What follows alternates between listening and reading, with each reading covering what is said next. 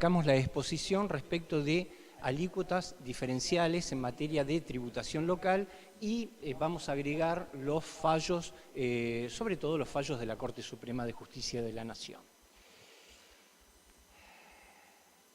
Bien. Esto no es una clase de grado en la cual vamos a hablar de las distintas doctrinas respecto de Giuliani von Rusch y Dino Harach. Pero también hay un modo de decir a partir de interpretar el derecho tributario de un modo u el otro. Bien. Por supuesto que nuestra cátedra y la carrera de posgrado adhiere de algún modo a la posición de Dino Harach. Dino Harach escribe ese libro que es El hecho imponible, a la edad de 28 años, ya lo publica, y se publica aquí en la Argentina. Es un libro muy chico, de 135 páginas, muy interesante, en donde lo que él logra es separar el derecho tributario del derecho financiero, diciendo que el derecho tributario y una parte del derecho tributario, una parte de él, ¿sí?, es el que tiene autonomía dogmática. Ahora, más allá del derecho tributario sustancial, el derecho tributario material, aquel que tiene la autonomía dogmática, ¿sí?, tenemos otros derechos que se estudian dentro de la materia de grado y de posgrado, que es el derecho tributario.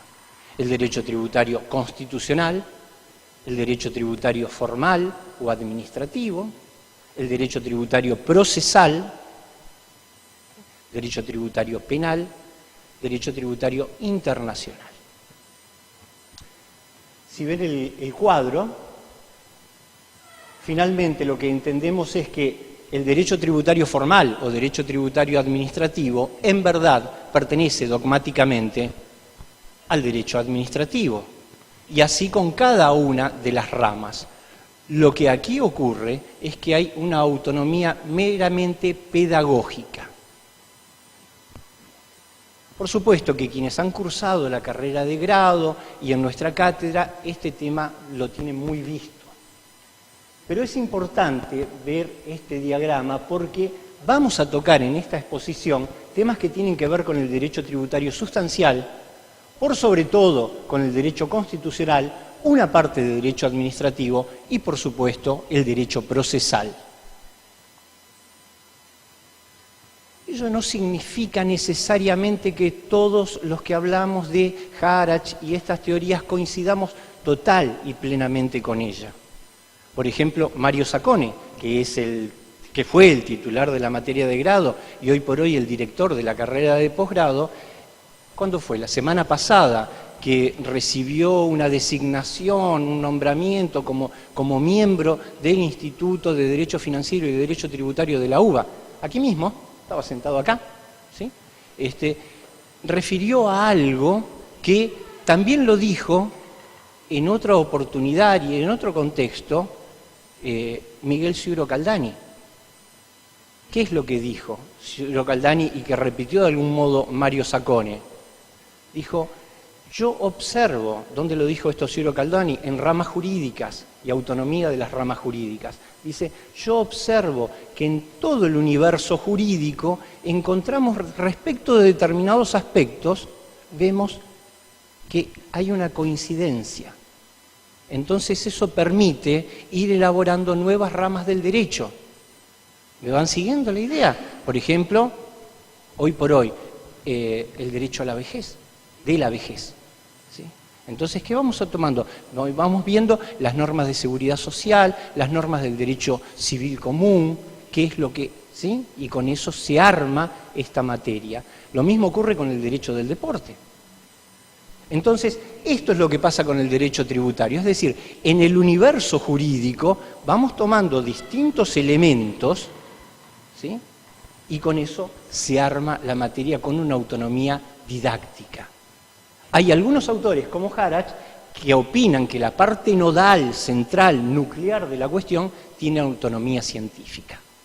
Bien. Sobre la base de este diagrama vamos a explicar el tema de hoy. Una introducción.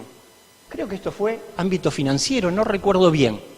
Pero resulta ser que estoy leyendo y veo que alícuota máxima, impuesto a las ganancias de personas, ¿sí?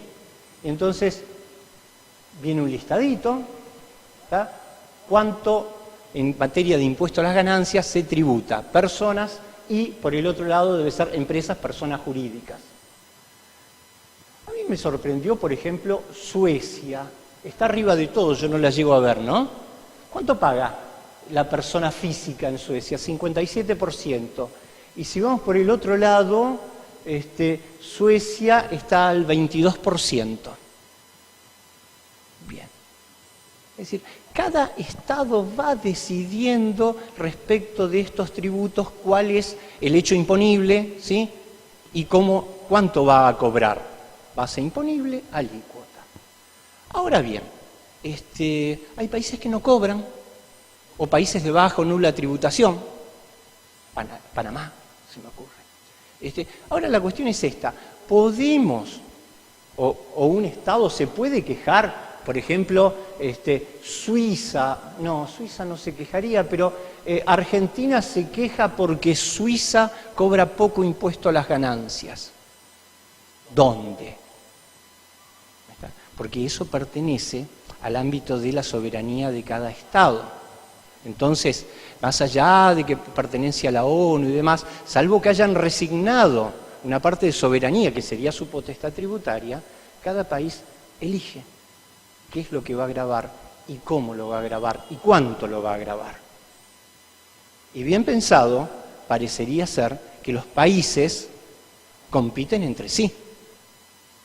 Entonces, cada empresa va a decidir dónde asienta, ¿sí?, su industria. No es lo mismo asentar una industria en Panamá o en Chile, que está mucho más abajo de la Argentina, al 25% que en la Argentina. ¿Está? Hay una cordillera de por medio, pero hay un 10% de impuesto a las ganancias. Ahora, no podemos ir a quejarnos a la Corte Internacional de Justicia porque Chile cobra un 10% menos que la Argentina. Bien, esto es sabido. El tema es que pueden hacerlo perfectamente, pero en nuestro país tenemos un régimen federal. Y el régimen federal implica una multiplicidad, más allá de la nación, una multiplicidad de provincias y a la vez de municipios. Y las provincias puede ser que compitan entre sí. Ingresos brutos, impuesto de sellos. Y los municipios también, derecho de registro e inspección. Piensen en el límite entre la ciudad de Rosario y Villa Gobernador Galvez. Es nada, es apenas la circunvalación. Sin embargo, puede haber alícuotas diferenciales. Entonces, a alguno le conviene a lo mejor asentarse en Villa Gobernador Galvez.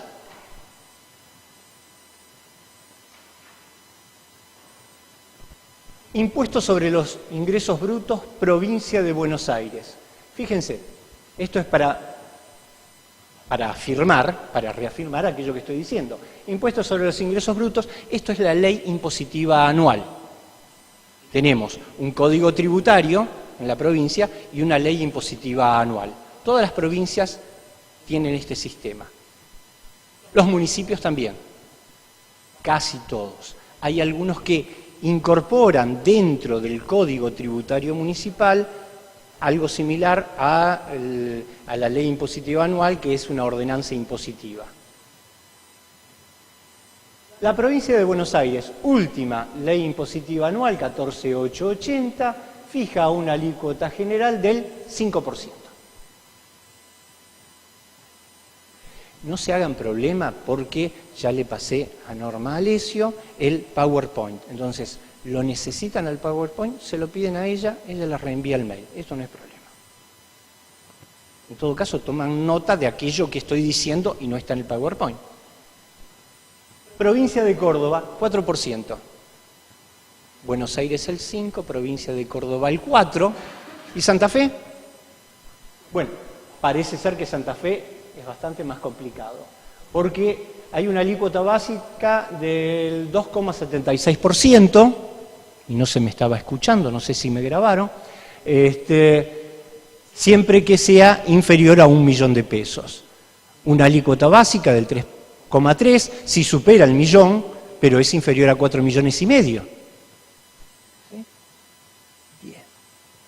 Y así sigue subiendo, ¿no? Alícuota básica del 3,60, ¿sí? 4,5 hasta 75 millones, etc. Ahora, yo no sé si se llega a ver que ya resalté 4B para el caso de actividades desarrolladas por contribuyentes y o responsables del impuesto sobre los ingresos brutos radicados fuera de la jurisdicción de Santa Fe, es la alícuota básica general del 4,5%.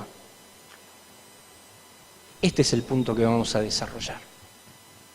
Este es justamente el problema. Fíjense que, entonces, tenemos una industria, lo que sea, ¿sí?, en la provincia de Santa Fe que factura menos de 1.000.000 de pesos, menos de 1.000.000, 2,76. De 1.000.000 a 4,5, 3,30.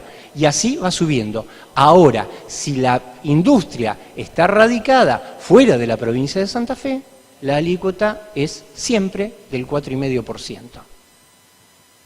Tenemos contribuyentes del 4,5% y contribuyentes con alícuota reducida.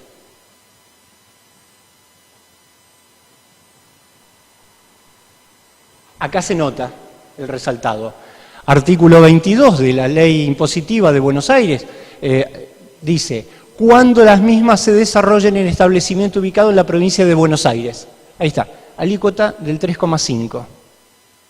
Si recuerdan lo que estábamos desarrollando, una alícuota general del 5%, una alícuota reducida del 3,5% para aquellos que asienten su establecimiento dentro de la provincia de Buenos Aires.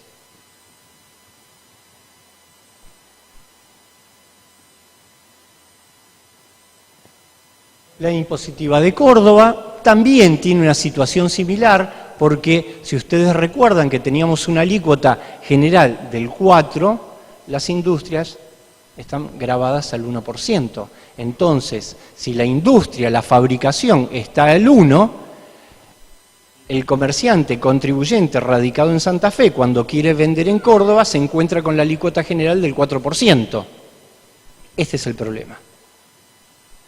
Si tenés la industria asentada en la provincia de Santa Fe, tenés la alícuota reducida. Ahora, cuando salís a comercializar fuera de la provincia, te encontrás con una alícuota más alta.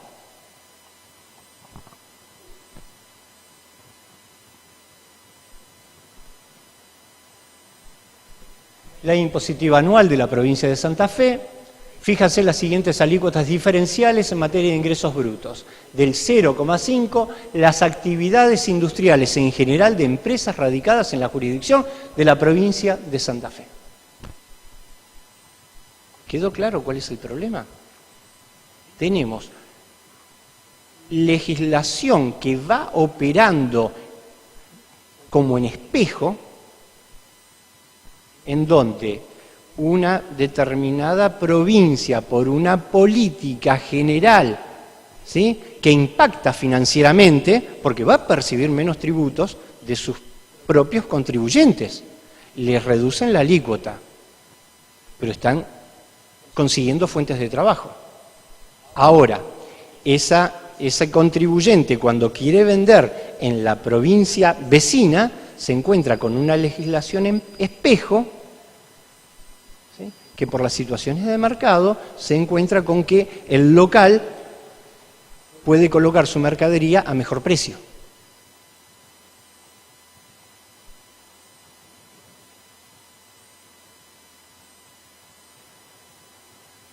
Así las cosas, y quiero aclarar que esto también se repite en los municipios.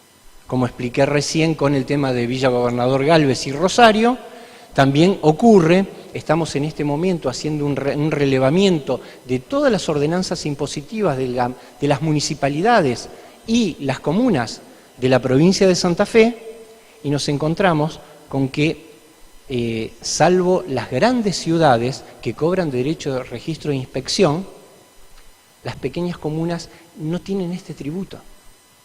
Compiten, intentan lograr que se radiquen industrias no cobrando.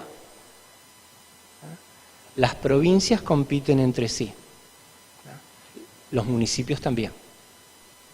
Bien, acá nos encontramos con el caso de un contribuyente, me he preocupado en borrar los nombres, no tiene nada que ver con ustedes, ¿sí? Vamos a ser claros, te vas a dar cuenta que es el caso contrario al de ustedes. Bien. Y si aparece el nombre por algún lado, le pido, por favor, sean solidarios con mi secreto profesional. Bien, el Departamento de Grandes Contribuyentes ha realizado el control interno de las obligaciones fiscales, esto es 2014, de lo cual se verifica la siguiente situación. La actividad de elaboración de aceites y grasas vegetales comestibles, evidentemente es una empresa que está fabricando aceites, ¿no? Y debe ser fuera de la provincia.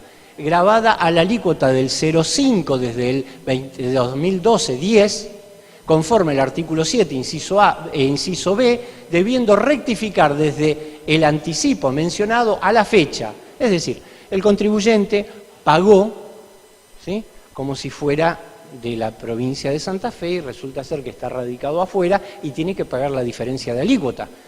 Para que se den una idea, es como si tuviera que pagar al 4,5 y el contribuyente fue liquidando como si fuera de acá.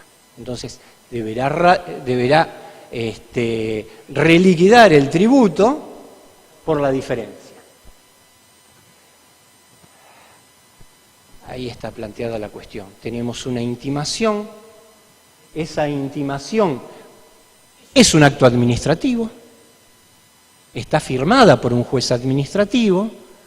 Ante esta circunstancia, no podemos simplemente decirles, bueno, su intimación es improcedente o no estamos de acuerdo con la misma. Corresponde recurrirla. En este caso concreto, y en la provincia de Santa Fe, lamentablemente no tenemos un recurso específico contra las intimaciones. Dado que no existe, entonces la única posibilidad es el artículo 119 del Código Fiscal de la provincia, en tanto prevé una cuestión residual cuando dice, veamos, derivadas o contra cualquier resolución que afecte derechos o intereses de los contribuyentes. Es decir, por la residualidad no queda otra frente a la intimación que interponer un recurso de reconsideración. Pero no porque el recurso de reconsideración esté previsto para estos supuestos. Es porque el Código, algo similar ocurre en la 11.683. La 11.683 no prevé recurso alguno contra las meras intimaciones. Entonces tenemos que recurrir a un recurso que está por allí perdido en un decreto reglamentario. Entonces, se replica la situación en la provincia de Santa Fe y tenemos que interponer ante la intimación de ese caso el contribuyente que liquidaba al 0,5 y le correspondía la alícuota del 4,5, supongamos, un recurso de reconsideración.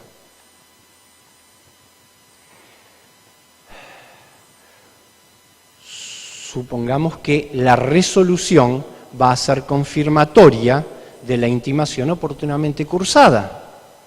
Por lo tanto, vamos a tener que interponer un recurso contra ese acto que resolvió la reconsideración, que es el recurso de apelación, que está en el artículo siguiente del Código Fiscal, y que tramita, o sea, lo resuelve finalmente el Poder Ejecutivo de la provincia.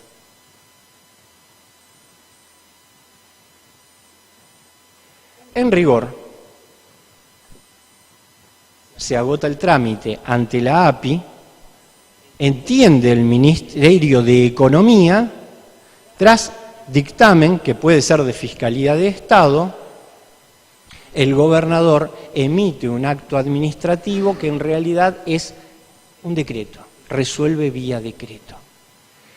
Y luego no nos queda otra que recurrir, si fuera confirmatorio ese decreto de todas las resoluciones precedentes, no nos queda otra solución que recurrirla vía la ley 11.330, que es el procedimiento contencioso administrativo, aquí en la provincia de Santa Fe. Bien. Acá nos queda una pregunta muy clara. Se recibió una intimación. ¿Y por qué fuimos por esa vía? Es decir, ¿por qué agotamos la vía administrativa? Es decir, ese camino tan conservador, ¿no? Vía administrativa, primero la API, luego Ministerio de Economía, gobernador, y el gobernador, Cámara de lo Contencioso Administrativo. Obviamente, luego será Corte Suprema de Justicia de la provincia y eventualmente Corte Suprema de la Nación. Hay una línea de jurisprudencia en donde, si se trata de tributación local, se debe seguir la jurisdicción local también.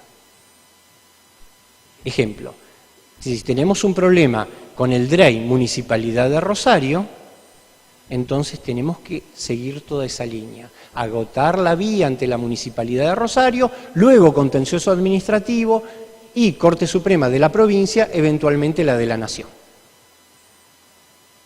La cuestión es, ¿hay alguna solución como para que entienda algún otro tribunal?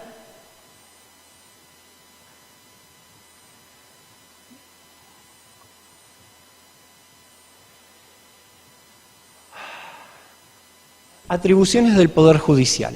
No vamos a leer todo el artículo 116, pero sí ver que el artículo 117 dice: en estos casos la Corte Suprema ejercerá su jurisdicción por apelación y según las reglas, pero en todos los asuntos concernientes a embajadores, ministros, cónsules extranjeros, y en los que alguna provincia fuese parte, la ejercerá originaria y exclusivamente.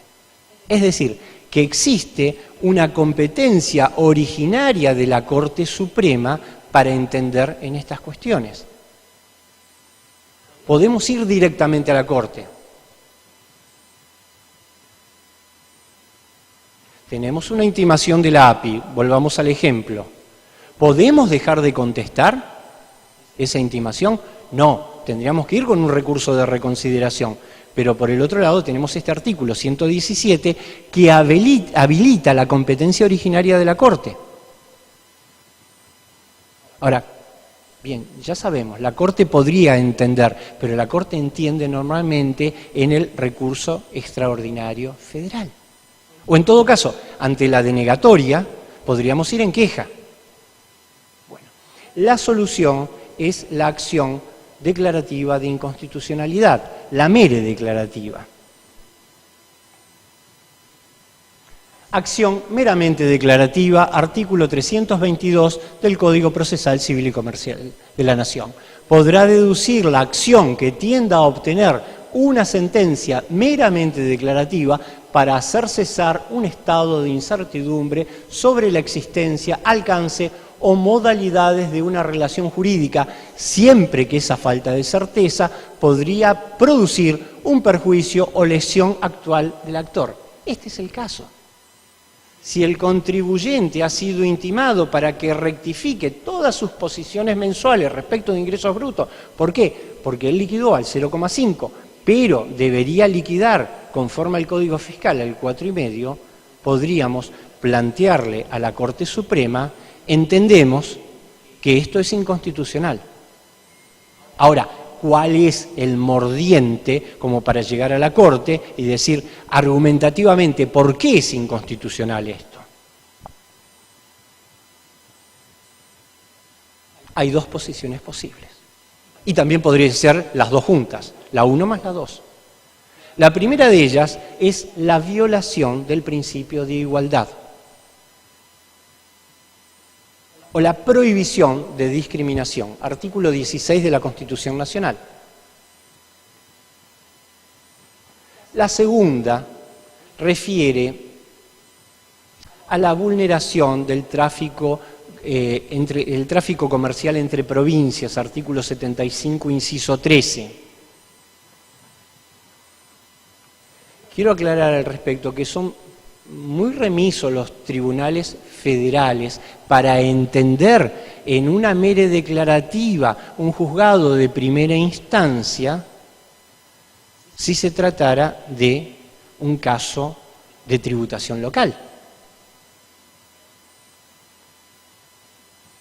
Ahora, si realmente está interesado el tráfico interprovincial, se ha habilitado.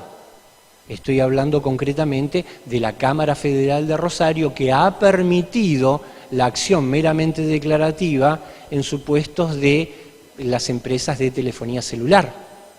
¿Por qué? Porque la comunicación está pasando por las provincias. No es una cuestión en donde estemos discutiendo solamente la tributación. Es que lo que pretende la Municipalidad de Rosario cobrar en materia de DREI puede llegar a incidir en el costo de esas facturas que está emitiendo. Y por el otro lado está el tema de las aduanas interiores, artículos 9, 10 y 11 de la Constitución Nacional. En cuanto a la violación del principio de igualdad, bueno, lo titulé como fallos clásicos. El primero de ellos es el de Guillermo Olivar. Es un muy viejo fallo de tiempos de nuestra organización institucional, en donde era un tema de complicidad en el delito de sedición. Guillermo Olivar era era el tesorero del Banco de Mendoza, un banco que vaya a saber, ¿no?, cuando existió hace 100 y pico de años atrás, y se ve que se armó un conato revolucionario, quisieron tomar el poder en la provincia, en la nación. Entonces este tesorero del banco le abrió los caudales al jefe de ese ejército rebelde y le permitió que tomara el dinero que necesitaba para armar su revolución. No figura ni siquiera en los libros de historia, es decir, fueron acallados en la misma provincia de Mendoza, y en el momento en que se estaba discutiendo la libertad de todos aquellos que habían participado en ese delito, presumiblemente habían participado en el delito de sedición, le iban concediendo la libertad, la excarcelación en términos actuales. Y Guillermo Olivar se enoja, entonces dice, si se la concedieron a todos los demás, a mí también me la tienen que conceder. El fiscal dice, no, a él no se la concedan. ¿Por qué? Porque él no solamente es cómplice en el delito de sedición, sino que se ha desacatado, figura que ya no existe más, frente al juez. Y el juez toma esta doctrina que se viene reproduciendo desde 1875. El principio de igualdad es el tratamiento igualitario en las mismas circunstancias. Es que no se le deniegue a uno lo que se le concede a otros en la misma situación. Y por eso Guillermo de Olivar obtuvo la libertad. Y eso que se repite, ¿sí?, desde el grado, tiene nacimiento en esta doctrina. Más allá de la causa Noel, también está la de Ignacio Unanue. El fallo Ignacio Unanue y otros de corte es el primer caso en donde la Corte Suprema habla concretamente del principio de igualdad aplicado a la materia tributaria, y la Corte permite la discriminación, señalando que se pueden establecer categorías de contribuyentes. De hecho, existen actualmente, en tanto las mismas no sean, vamos a llamarle, arbitrarias. Hoy hablaríamos de razonabilidad, porque estamos en el imperio de la razón, ¿sí? El nuevo código habla de la razonabilidad y los fallos tienen que ser razonables. Pero hay algo más detrás de eso, de la razonabilidad. Hay valores con los que hemos crecido desde chicos que nos hacen considerar que es razonable que el juez falle en uno u otro sentido. Bien, más adelante, y por allá en la década del 50, surge la causa Noel, que tiene directa aplicación con este tema que estamos hablando. La firma Noel, que todavía existe y por allí andan vendiendo dulces de batata, resulta ser que se encontró frente al problema de que si vendía en Capital Federal tenía una alícuota de ingresos brutos, pero si vendía en provincia tenía una alícuota distinta. Y la Corte Suprema, ya en este fallo receptado por Dino Harach en su libro de 1957, Curso Superior de Derecho Tributario, marca eso. La doctrina de Corte dice que el contribuyente es de la nación, o sea, es nacional. No puede ser sujeto a tributaciones diferenciales según el lugar de radicación de la industria. Este es el punto que se va a repetir durante toda la charla. Más adelante hay un fallo en donde se distingue toda esta doctrina, que es Guardian Assurance. En Guardian Assurance, discúlpenme la pronunciación, vendría a ser una firma de seguros que sería el guardián, ¿sí? Bueno, pero era extranjera y la Corte de ese momento permite que haya alícuotas diferenciales para extranjeros. Entonces, si es nacional, tiene que tener la misma alícuota. Si es extranjero, se permite una alícuota diferenciada.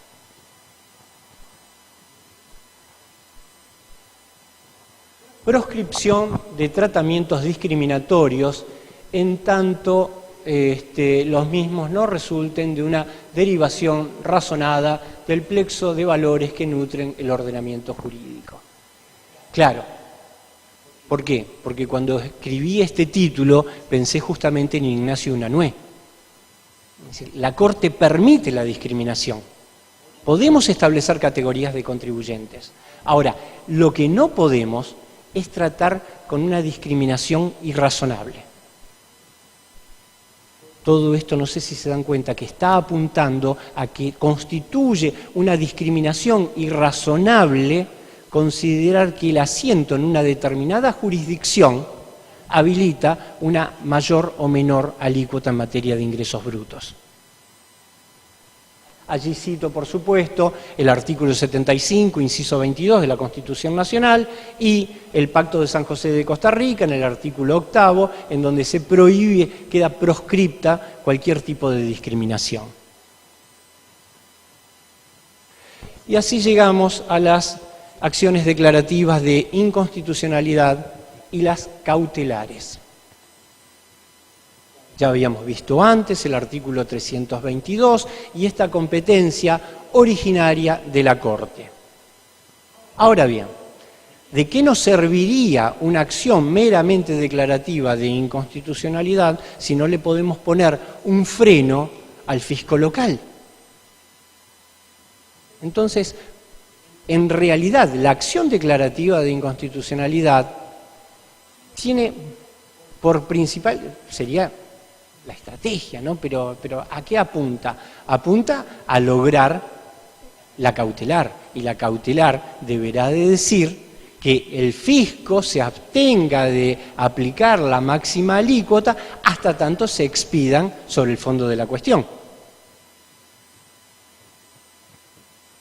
Bien, así las cosas, empezaron a surgir algunos fallos. El primero de ellos es Harriet Condonelly, ¿sí?, del año 2015 contra la provincia del Chaco,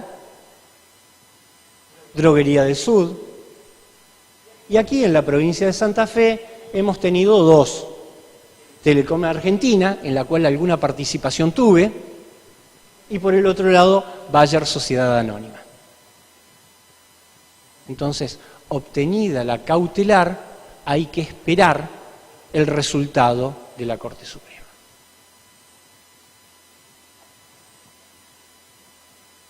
Como les dije antes, todos los fallos se los solicitan luego a la doctora Alesio.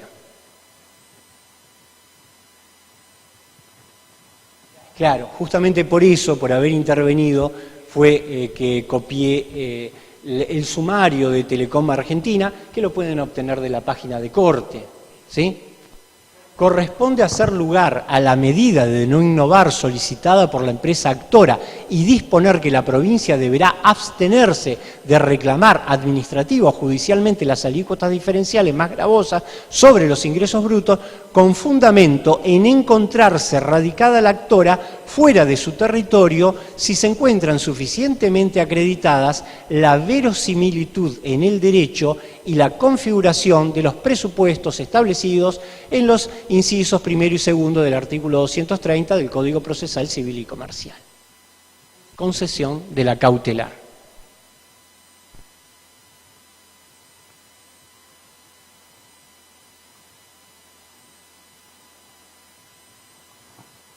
Además, corresponde resaltar, lo leo tal cual, en la causa Harriet y Donnelly, la Corte Suprema fundamentó la cautelar otorgada en la cuestión de fondo a dilucidar. Esto es que corresponde decidir si la provincia, en ese caso la del Chaco, ha quebrantado la potestad del gobierno federal de reglamentar el comercio de las provincias entre sí. Es decir, hay una doctrina mayoritaria que está apuntando a la violación del principio de igualdad. Hay otra que está apuntando al artículo 75, inciso 13. Y allí están. ¿Por qué? Porque todavía no hay un fallo de fondo.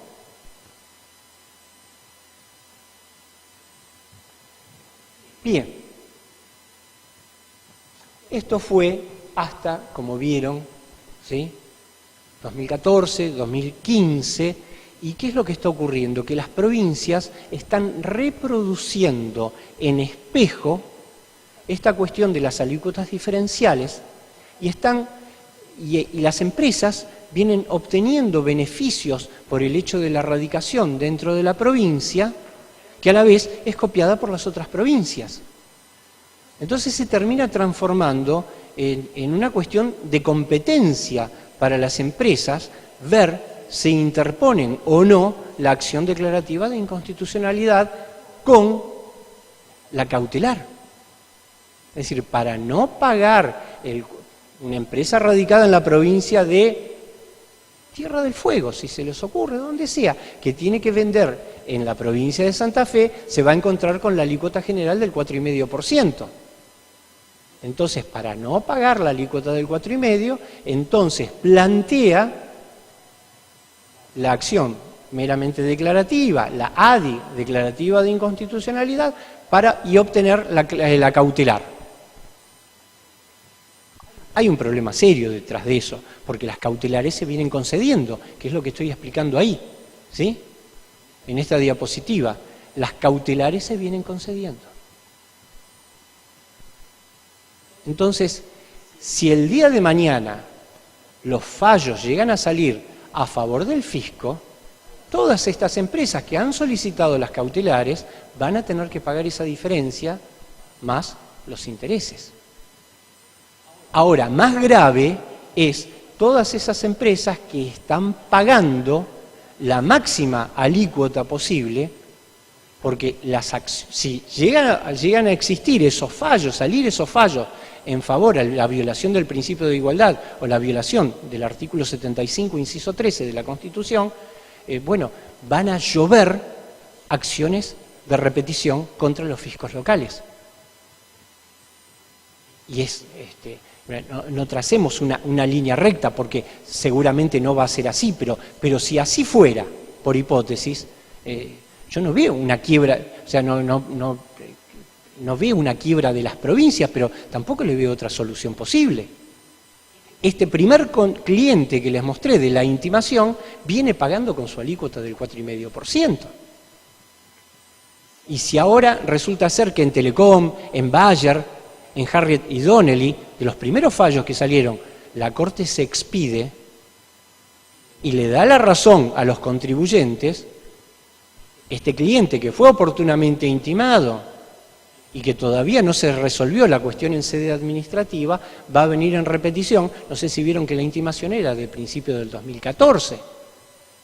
Ya tiene 3 años de pagar el 4,5%, cuando los que están radicados en la provincia están pagando el 0,5%.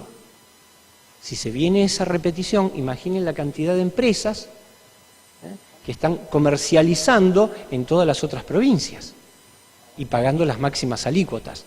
Es un problema financiero grande.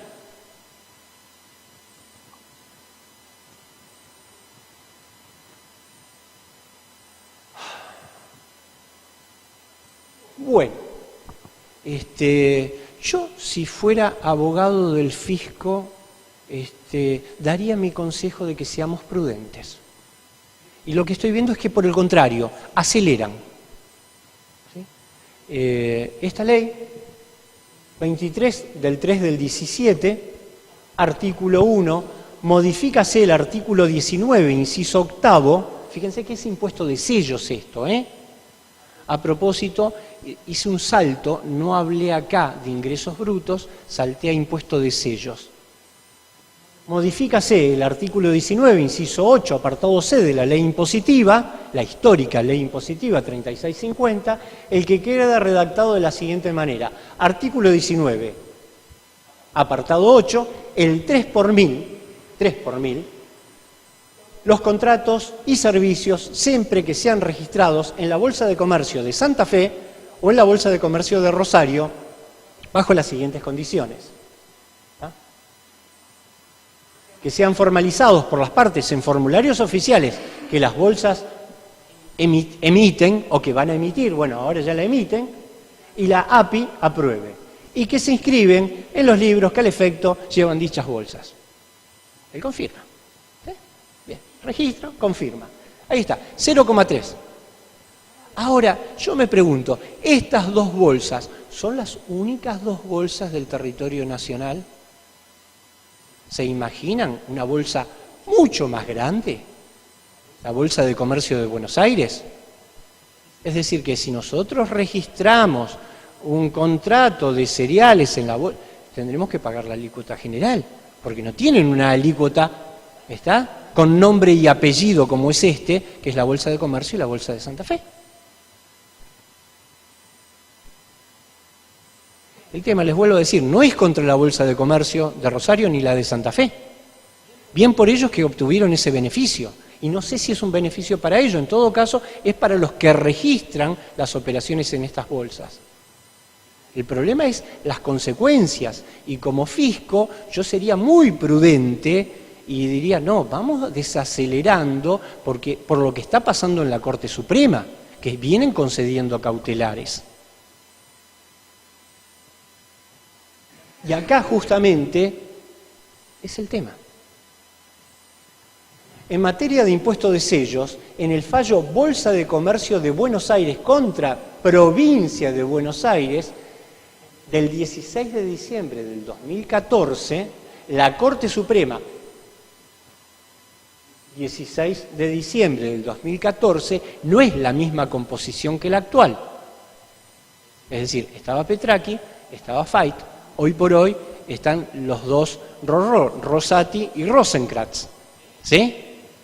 Bien, es distinta la composición, pero en ese momento la Corte, ¿qué dijo? La Corte Suprema sostuvo que el establecimiento de categorías, ¿recuerdan Ignacio Unanue? Establecimiento de categorías es permitido en tanto la discriminación no sea arbitraria, irrazonable. Bien, sostuvo que el establecimiento de categorías para la percepción de impuestos debe ser compatible con el principio de igualdad. Aseveró que tal principio no prescribe una igualdad rígida, pues resulta discrecional de los gobiernos, conforme a... No obstante, la Corte consideró que las leyes son susceptibles de reproche constitucional cuando resultan irrazonables. Esto que vengo diciendo yo, ¿no? ¿Sí? Que vivimos en el reinado de la razonabilidad. Es otra cosa. Pero la expresión que estamos utilizando es el tema de lo razonable y lo irrazonable. En este caso, ARBA había perseguido a la Bolsa de Buenos Aires, de la ciudad de Buenos Aires, ¿sí? ¿Por qué? Porque no reunía los requisitos y tenía que pagar por una alícuota superior. Entonces interpone la acción meramente declarativa, la acción declarativa de inconstitucionalidad, ¿sí?, con la cautelar, que la obtuvo un año antes, no un año, un poquitito antes nada más, y finalmente obtienen ya este fallo. Por eso yo estoy diciendo que es un peligro terrible acelerar en todas estas cuestiones, porque finalmente la Corte no creo que vaya a desdecirse de este fallo más allá del cambio de posición. ¿Por qué estoy hablando de la composición de Corte? Porque si bien ya no está más Fait, no está más Petracchi, y hay 2 ministros nuevos, también tenemos que ver que cuando están concediendo las cautelares, los que están firmando cautelares, ¿qué están verificando sobre todo? La verosimilitud en el derecho. Y conceder una cautelar significa oler ese humo de buen derecho. Entonces, si estos ministros que efectivamente han concedido las cautelares, estoy hablando de Hayton de Nolasco, Rosenkranz y Rosati, han concedido las cautelares, es que muy probablemente cuando, supongamos Harriet O'Donnell, o cualquiera de los que están por allí arriba, Telecom, va a terminar ocurriendo lo que ya uno huele que va a pasar. Entonces, finalmente, esta charla, que tiene que ver con aquellos que estamos litigando normalmente en materia tributaria, y es lo que vemos en los estudios, ¿sí? Estamos viendo esta circunstancia, estamos viendo que constantemente los clientes nos están preguntando por esta situación, y nosotros estamos viendo que es muy probable que la Corte diga que se está violando el principio de igualdad. Entonces sería razonable que los fiscos desaceleren todo esto que están haciendo, porque el día de mañana se van a encontrar con ese cliente que les conté al comienzo, que nunca interpuso una acción declarativa de inconstitucionalidad, nunca pidió la cautelar, pero que viene pagando de más, ¿sí? Y por una cuestión de el buen hombre de negocios, va a pedir repetición de todo lo pagado en exceso. Bien, la exposición con esto acaba de terminar. Si quieren, me hacen preguntas.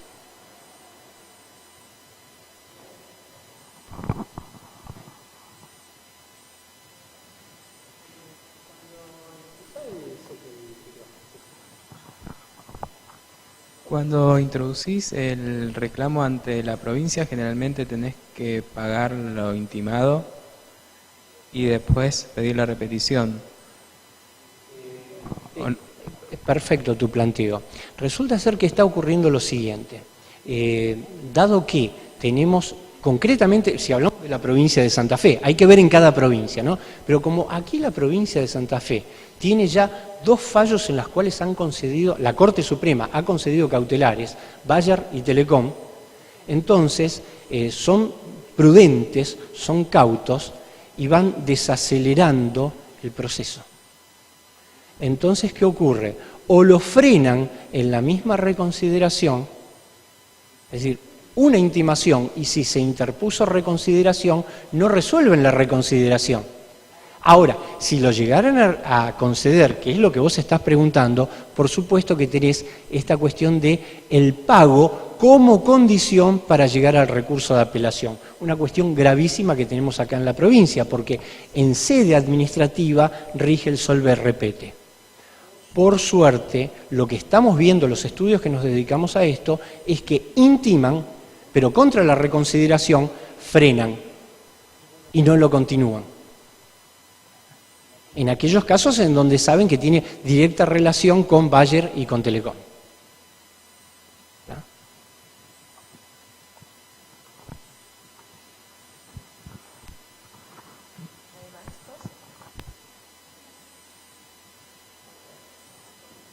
Bueno, agradezco.